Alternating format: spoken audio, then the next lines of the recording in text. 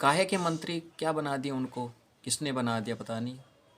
नीतीश जी इतने समझदार मुख्यमंत्री होके कैसे उनको मंत्री बना दिए और शिक्षा मंत्री जैसा पद दे दिया। इसे ये पता नहीं है कि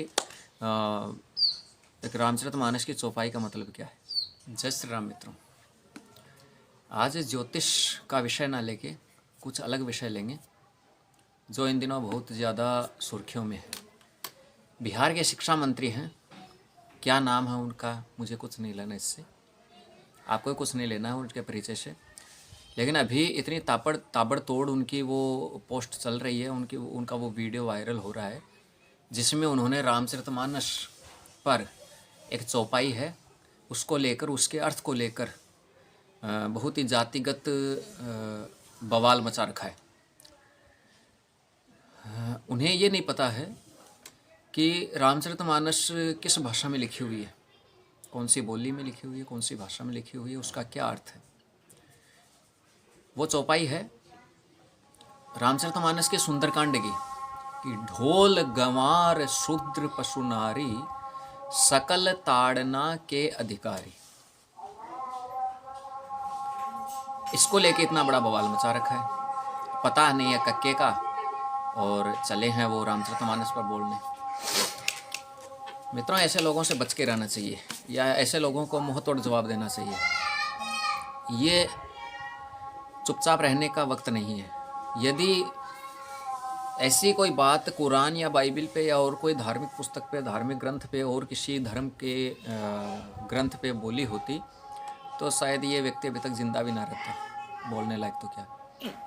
लेकिन कहीं ना कहीं हमारी उदासीनता का फ़ायदा उठाते हैं। कभी कोई आता है, कभी कोई आता है, कोई भी एरा गरा नत्थु खेरा आता है और बोल के चला जाता है। देखिए, रामचरितमानस अवधी भाषा में लिखी हुई है और अवधी भाषा में शब्दों का क्या अर्थ है ये समझना पड़ेगा। ढोल गंवार शूद्र पशुनारी सकल ताड़ना की अधिकारी, यहाँ पे उन्होंने कहा है कि ताड़ना शब्द, इसका मतलब होता है ताड़ना, पीटना, पिटाई करना, प्रताड़ित करना। तो बहुत ही मोटी बुद्धि है, मैं कहूँगा उनकी बुद्धि बहुत ही मोटी है। शिक्षा मंत्री क्या, वो एक सामान्य नागरिक होने के भी लायक नहीं है, योग्य नहीं है। कैसे उनको शिक्षा मंत्री बना दिया पता नहीं।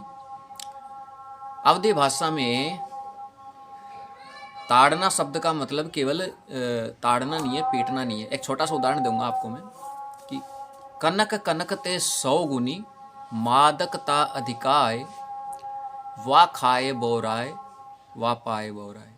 अब यहाँ पे कनक शब्द एक ही है, लेकिन एक जगह पे कनक का मतलब है सोना, कंचन जो सोना होता है। उसी कनक का दूसरी लाइन में मतलब है धतूरा।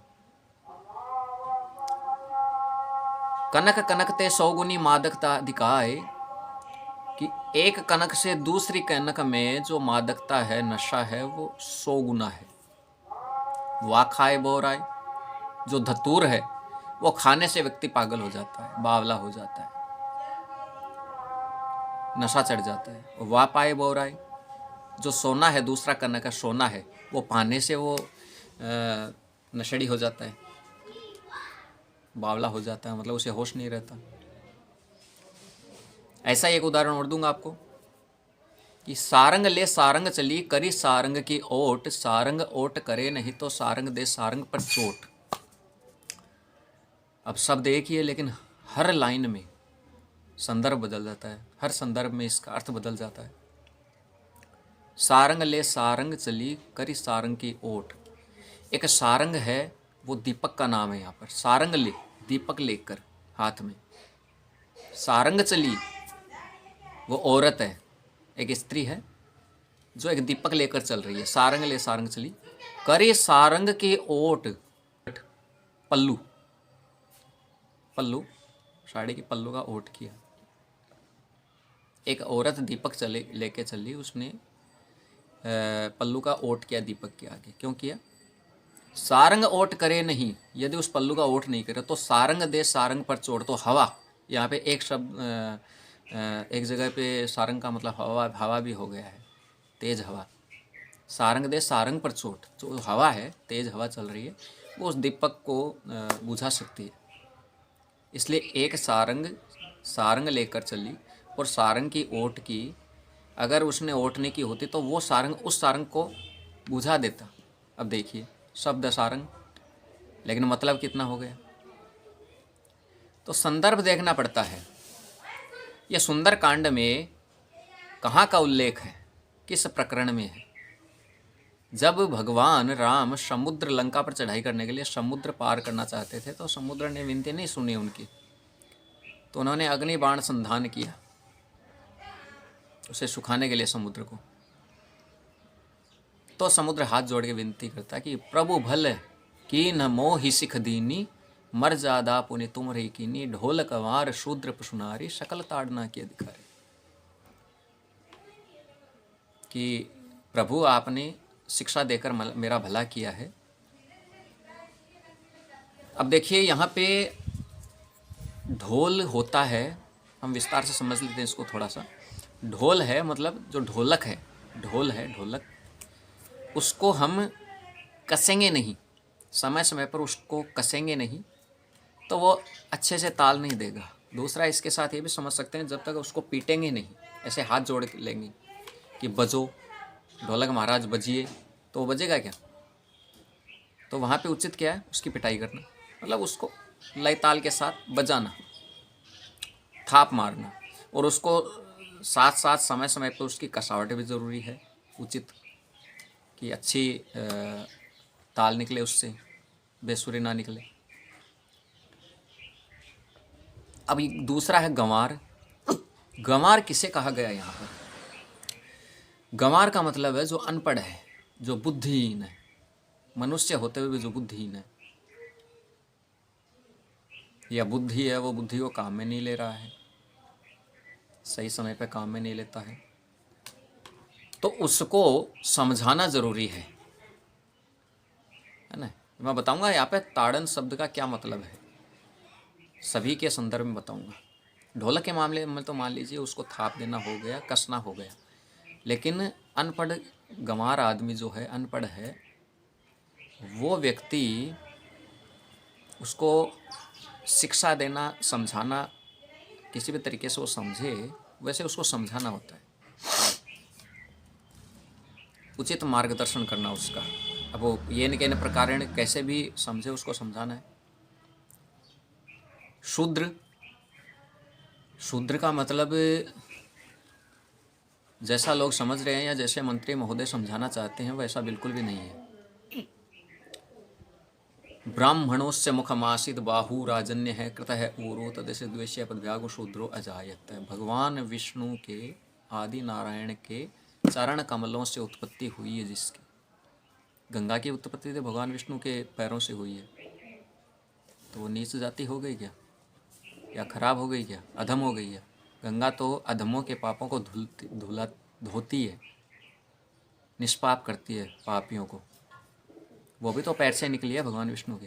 तो आदि नारायण विराट पुरुष भगवान विष्णु के शरीर के अलग अलग अंगों से 4 हिस्से हुए हैं। गर्दन से ऊपर का हिस्सा बाहुबल, हृदय प्रदेश, और पेट का हिस्सा, और कमर से नीचे का हिस्सा। जीव मात्र कमर से नीचे के हिस्से से ही पैदा होता है, फिर वो कर्मों के अनुसार उनको अलग अलग आवंटित किया गया है। तो भगवान विष्णु के चरण कमलों से पैदा हुए वो शूद्र की श्रेणी में है, और बिना किसी भेदभाव के सभी जीव मात्र के प्रति जो सेवा का भाव रखते हैं वो शूद्र की श्रेणी में आते हैं।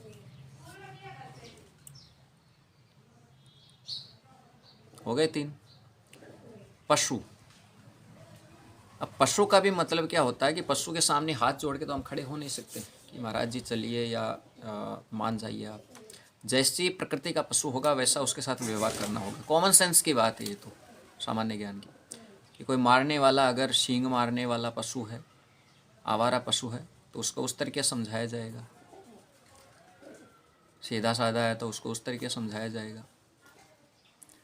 यहाँ पर ताड़ना शब्द का मतलब सीधा सा है, शिक्षा, समझाना, सही रास्ते पे लाना, जो जैसी प्रकृति का है उसको उस तरीके से लाना। और नारी, ढोल गंवार शूद्र पशु, नारी। अब नारी स्त्री, ताड़ना शब्द का मैं बताता हूँ आपको। ताड़ना शब्द का मतलब यहाँ पे क्या है शाब्दिक, कि ताड़ना का मतलब हो गया यहाँ पर ताड़ना, देखना, नज़र रखना। अगर घर की कोई आपकी बेटी, बहन या बहू, आप उसको अकेला छोड़ते हैं, कहीं भी अकेले छोड़ देंगे, तो कोई दुष्ट प्रवृत्ति वाले व्यक्ति अपना दुष्कर्म पाने के लिए, मतलब अपनी इच्छा पूर्ति के लिए कुछ बुरा ना कर दे, उनका कुछ बुरा ना हो जाए हमारी बहन बेटियों के साथ, जो भी स्त्री मात्र है, तो उनको नज़र में रखना, अपनी नज़र में रखना, मतलब ताड़ना। तो कैसे पदभार वो निर्वहन करेंगे उसका। तो कहीं भी ताड़ना शब्द का मतलब मारना पीटना नहीं है। जिस जगह पे जिस तरीके से उचित उसका अर्थ निकलता है, वैसे उसको वहाँ पे व्यवस्थित करना होता है। जैसे सारंग वाला मैंने बताया, कनक वाला बताया, शब्द तो एक ही है, लेकिन इसका मतलब यह थोड़ी हुआ कि उसका वो एक ही अर्थ है, पीटना हो गया। तो मंत्री महोदय, अपनी बुद्धि जागृत कीजिए या इस पद से इस्तीफा दे दीजिए। कोई मतलब नहीं है, आप लायक नहीं है इस पद पे रहने के। और सनातन धर्म के सभी, चाहे कोई भी किसी भी जाति के हो, सभी भाई बंधु हैं अपने, सभी भाई हैं आपस में। कोई बाहर का व्यक्ति, बाहर के धर्म का व्यक्ति आके इसका बुरा अपना वर्चस्व ना स्थापित कर पाए, अपनी मनसा साबित ना कर सके। वैसे ही सनातन धर्म के पीछे बहुत से युगों युगों से इसको नष्ट करने में लगे हुए हैं अन्य धर्मों के लोग। तो हमें चाहिए कि कोई भी जाति, किसी भी जाति का व्यक्ति हो, सभी हिंदुओं को एक रहना चाहिए और आपसी सौहार्द से, भाईचारे से रहना चाहिए। ऐसे लोगों की बातों में नहीं आना चाहिए।